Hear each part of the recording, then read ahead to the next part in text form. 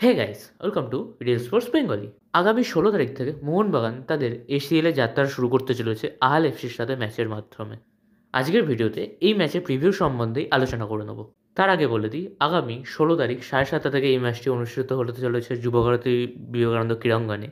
অন্যদিকে এই ম্যাচের লাইভ স্ট্রিমিং সম্বন্ধে যে আপডেট এখন অবধি তা হচ্ছে, ফ্যান করে শুধু মোহনবাগানের ম্যাচগুলো দেখতে চাইলে আপনাদের 69 টাকা দিয়ে একটি প্যাক মারতে হবে, এবং এসিএলের সমস্ত ম্যাচ দেখার জন্য আপনাদের 99 টাকা বা 100 টাকা দিয়ে একটা প্যাক মারতে হবে। এবং টিভিতে এখনও অবধি কোনো আপডেট আসছে না, মনে হয় না এই ম্যাচটি টিভিতে দেখানো হবে। তবে আগেরবার স্পোর্টস 18-এ দেখানো হয়েছিল। তার এবারে যদি কিছু আপডেট আসে আমি জানিয়ে দেবো। এবার যদি ম্যাচের বিষয়ে আসি, তো প্রথমেই আসা যাক আহাল এফসির বিষয়। তুর্কমেনিস্তানের টিমগুলোর বিষয়ে তেমন কোনো প্রপার কোনো আপডেট আসা যায় না। আমাদের কাছে এটাই সবথেকে বড় প্রবলেম, আমরা কিন্তু প্রপার জানি না যে টিমটা কীভাবে খেলে, তাদের কোন কোন প্লেয়াররা মেন কী রোল প্লে করে। তবে যাবতীয় যে স্ট্যাট তাদের লিগ থেকে জানা যাচ্ছে, এখন অবধি আহাল এফসি তাদের লিগে 16খানা ম্যাচ খেলেছে এই সিজনে, সেখানে 10টা জিতেছে, 2টো ড্র করেছে এবং 2টো হেরেছে। অর্থাৎ টিমটার জেতার রেকর্ড কিন্তু যথেষ্ট ভালো, এবং টিমটা যথেষ্ট ভালো গোলও করে। যা জানা যাচ্ছে টিমটি 31টা গোল করেছে তাদের 16টা ম্যাচের মধ্যে। অর্থাৎ প্রতি ম্যাচে প্রায় 2টো করে গোল করে এই টিমটি। যদিও তাদের লিগটা আমাদের থেকে যথেষ্ট কমা একটি লিগ, তবুও এদের কাছে মেন সুবিধা যেটা হতে চলেছে, টিমটা অলরেডি 16খানা ম্যাচ খেলে নিয়েছে। অর্থাৎ তাদের মধ্যে একটি ভালো টিম কম্বিনেশন তৈরি হয়েছে, সমস্ত প্লেয়ারের সাথে ভালোভাবে কম্বাইন হয়ে খেলতে পারবে। অন্যদিকে এই টিমটাই হচ্ছে মোহনবাগানের গ্রুপে আপাতত মার্কেট ভ্যালু অনুযায়ী সবথেকে সহজ প্রতিপক্ষ। টিমটার মার্কেট ভ্যালু আপনারা সকলেই জানেন, মাত্র 3 কোটি টাকা, এবং টিমটিতে প্রপার কোনো বিদেশিও নেই। টিমটা পুরোপুরিভাবে তুর্কমেনিস্তানের ওখানকার ন্যাশনাল টিমের প্লেয়ারদের নিয়েই গঠিত, যদিও ন্যাশনাল টিমের মাত্র 3 থেকে 4খানি প্লেয়ার আছে, বেশিরভাগই লোকাল প্লেয়ার যারা এখন অবধি ন্যাশনাল টিমে খেলেনি। এই থেকে মনে হলো যে টিমটা অনেকটাই সোজা, মোহনবাগান তো একেবারে হারিয়ে দেবে আইএসএলের নিচু দলের মতো টিম। কিন্তু বিষয়টা তা নয়, এরম অনেকটাই হয়েছে। আর এর আগেও যেমন, এর আগে আপনাদের যদি মনে থাকে, ইস্ট বেঙ্গলও এফসি আরকাদের সাথে খেলেছিল, যে টিমটি ছিল তুর্কমেনিস্তানের টিম। সেই টিমটিও আগেরবারে এসিএল চ্যালেঞ্জ লিগ জিতেছিল। সো এইসব টিমগুলোকে কখনোই প্রেডিক্ট করা যায় না যে এই টিমগুলো কখন কী করে দিতে পারে। তো আমার যা মনে হয়, মলিনা তার ডিফেন্স শক্ত রেখেই অ্যাটাকের দিকে এগোনোর প্ল্যান করবে। এবার আসা যাক মোহনবাগানের দিকে। ওই বললাম যে আরকাদা 16খানা ম্যাচ খেলে দিয়েছে, সরি আল হাল। মোহনবাগানের ক্ষেত্রে সবথেকে বড় সমস্যা এটা, মোহনবাগান এবারে মাত্র 3খানা কম্পিটিটিভ ম্যাচ খেলেছে এবং একটা ফ্রেন্ডলি ম্যাচ খেলেছে এফসি গোয়ার সাথে।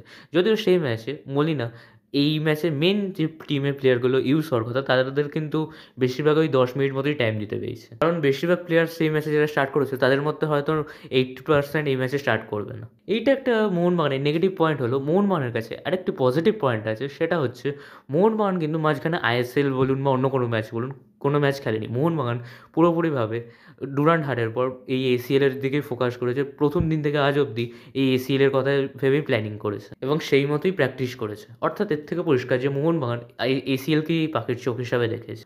আর মোহনবাগান প্র্যাকটিস থেকে যে আপডেট পাওয়া যাচ্ছে সেই অনুযায়ী আমি আজকে প্লেইং 11টা বানিয়েছি, যে মানবীর সিং হয়তো যেহেতু ঠিকমতো প্র্যাকটিস করছে না, হয়তো এই ম্যাচটা মিস করলেও করতে পারে, বা সেকেন্ড হাফে অ্যাজ আ সাবস্টিটিউট নামতে পারে। ও ম্যাকলারেনেরও খুব কম পরিমাণে ট্রেন করেছে, তো সেও হয়তো প্রথম থেকে না খেলতে পারে। এবার আসা যাক কোচ মলিনা কীভাবে মোহনবাগানের প্লেইং 11 এই আহাল এফসির সাথে নামাতে পারে। যদিও মলিনাকে প্রেডিক্ট করা অত্যন্ত শক্ত, কখন কোন ম্যাচে কীরকম প্লেইং 11 নামিয়ে দেয় বলা শক্ত, তাও আমি চেষ্টা করেছি একটা প্লেইং 11 বানানোর। আমার মতে মলিনা এটা অবশ্যই করবে যে ডিফেন্সকে স্ট্রং রেখে অ্যাটাকের দিকে এগোতে যাবে, যেখানে অবশ্যই মোহনবাগান ডিফেন্সে মোহনবাগানের বাজ পাখি অবশ্যই থাকবে বিশাল ক্যাথ, এবং 4 ডিফেন্সে অবশ্যই থাকতে পারে অভিষেক টেকচাম সিং, তার সাথে টম অলরেড ও অ্যালবার্তো রড্রিগেজের ডিফেন্সের জুটি, এবং রাইট ব্যাকে অবশ্যই থাকবে মেহতাব সিং। এখানে আমি সুভাশিস বোসকেও রাখতে পারতাম, তবে আমার যতদূর মনে হয় যে সুভাশিস বোসের এখনও ফিটনেসের প্রবলেম থাকতে পারে, তাই অভিষেক সিংকে রাখলাম। পরবর্তী ক্ষেত্রে সুভাশিস বোস আসতে পারে, এবং তার উপরে দুটি ডিফেন্সিভ ব্লকার রূপে অবশ্যই দীপক টাংরি থাকবে, এবং দীপক টাংরির রোলটা এই এসিএল জাতীয় ম্যাচে ভাইটাল হতে পারে। কারণ যেই ম্যাচে কোনো কোনো টিম কীভাবে খেলে যেটা আমরা জানি না, সেই ম্যাচে এই জাতীয় ডিস্ট্রাকটিভ মিডফিল্ড প্লেয়ারের দরকার হয়, যারা ওই মাঝখান থেকে খেলাটা পুরো নষ্ট করে দিতে পারে। তার উপরে থাকবে অবশ্যই আপুইয়া, যার মেনলি কাজটা থাকবে অ্যাটাক ও ডিফেন্সের মধ্যে একটি লিঙ্ক আপ প্লে তৈরি করার। এবং লেফট উইংয়ে আমি এখানে রেখেছি রফশান রবিনোকে, কারণ লিশান কোলাসও স্টার্ট করতে পারে, কিন্তু রফশানের যা স্কিলফুল দেখা গেছে, ও রফশান যেভাবে অ্যাটাক করছে, তো এখন অবধি যা মনে হচ্ছে রফশানের উপর নির্ভর করে মোহনবাগান অ্যাটাকটা গড়ে তুলতে রয়েছে। এবং রাইট উইংয়ে রেখেছি আমি সাহাল আব্দুল সামাদকে, কেন রেখেছি আমি পরে বলছি। এবং অ্যাটাকে আমি রেখেছি অবশ্যই ডিমি পেত্রাতোস ও জেসন কামিন্সকে। এবং ডিমির রোলটা এই ম্যাচে হয়তো সবথেকে বেশি ভাইটাল হতে চলেছে। হ্যাঁ, মানছি আমরা সকলেই ডিমির নাম করছি না, ডিমিনকে 7 বিদেশি হিসেবে রাখছেন, কিন্তু আপনাদের ভেবে দেখতে হবে আগের সিজন তার আগের সিজনে ডিমির পিছনে একটা সাপ্লায়ারের মতো প্লেয়ার ছিল, জনি কাউকেই বলুন বা হোগো মোমোস, তখন ডিমির আসলে খেলাটা দেখা যাচ্ছিল। এবং এবারেও কিন্তু রবশন রবিনের মতো একটা প্লেয়ার চলে এসেছে, অর্থাৎ আমরা ডিমির সেই পুরোনো খেলাটা দেখতে পারি। আমার মনে হচ্ছে ডিমির কি এই ম্যাচে সবথেকে বড় ভাইটাল রোলটা হতে চলেছে। এবার বলি সাহালকে কেন আমি রাখলাম। সাহাল কামিন্স আপনারা যদি দেখে থাকেন বা ডিমি, দুজনে ইন্টারলিঙ্ক করে খেলতে পারে এবং পরস্পরের পজিশন চেঞ্জ করে বেশ ভালো অ্যাটাক তৈরি করতে পারে, যেমনটা ওই ইস্টবেঙ্গলের ম্যাচেও হয়েছিল লাস্টের সেকেন্ড হাফে যখন দুজনে একসাথে খেলছিল।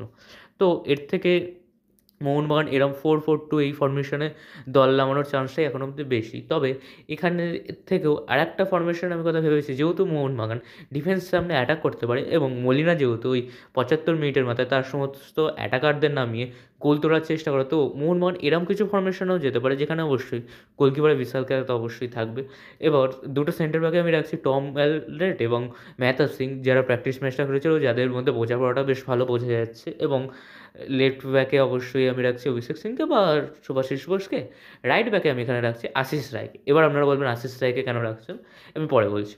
এরপরে আমি অ্যালবার্তো রদ্রিগেজকে অ্যাজ আ ডিফেন্সিভ ব্লকার রাখছি, এক্ষেত্রে আমি টাংরিকে রাখছি না, যদিও এটা হওয়ার চান্স কম, তো আমি একটা অপশান দিচ্ছি। এর ওপর রাখছি আপুইয়াকে, এর ওপর যেমন রবসান সাহাল, ডিমি কামিংস তেমন। এবার আমি বলি আশিস রায়কে কেন রাখলাম। অ্যালবার্তো রদ্রিগেজকে অ্যাজ আমি ডিফেন্সিভ ব্লকার রাখছি, মাঝে মাঝে অ্যালবার্তো রদ্রিগেজ ওই সেন্টার ব্যাকে চলে আসবে, মেহতাব সিং রাইট ব্যাকে চলে যাবে। এবার সাহাল যেহেতু as a proper right winger নয় এবং আশিস রায় যতটা ডিফেন্স খারাপ হলো, অ্যাটাকের দিকে কিন্তু ততটাই ভালো।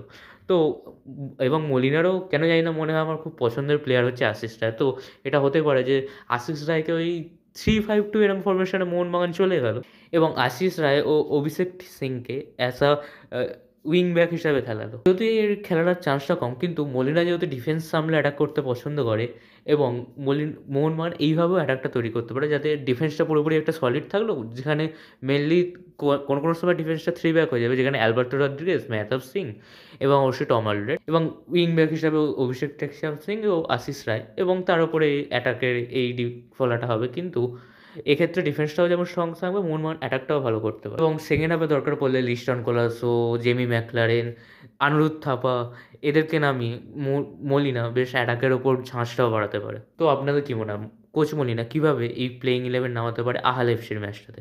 আর এই ম্যাচটা যেহেতু আমাদের কাছে সবথেকে ভাইটাল ম্যাচ, কারণ এই আহালের সাথে দুটো ম্যাচে যদি আমরা 6 পয়েন্ট তুলতে না পারি, তো আমাদের পরবর্তী রাউন্ডে যাওয়ার স্বপ্নটা প্রায় নায়ের সমানই হয়ে যাবে। তো প্রথম ম্যাচটা আমাদের অবশ্যই জয়ের সাথে শুরু করতে হবে এবং অবশ্যই বেশি গোলের মার্জিনে জয়ের সাথে শুরু করতে হবে। আশা করবো মোহনবাগান যেন এই ম্যাচটি বেশ ভালো ব্যবধানে জেতে ও আগেরবার যেভাবে আমরা করতে পারিনি তারপর ACL থেকে বেরিয়ে যাই, এবারে সেটা যেন না হয়। ও এর আগে যত পাস্ট আমাদের খারাপ রেকর্ড আছে সেগুলো টপকে দিয়ে আমরা প্রথমবারের মতো কিছু ভালো ফলাফল করতে পারি। সবার শেষে আমি আপনাদের কাছে একটা রিকোয়েস্ট করবো, 16 তারিখ গিয়ে মাঠ ভরান।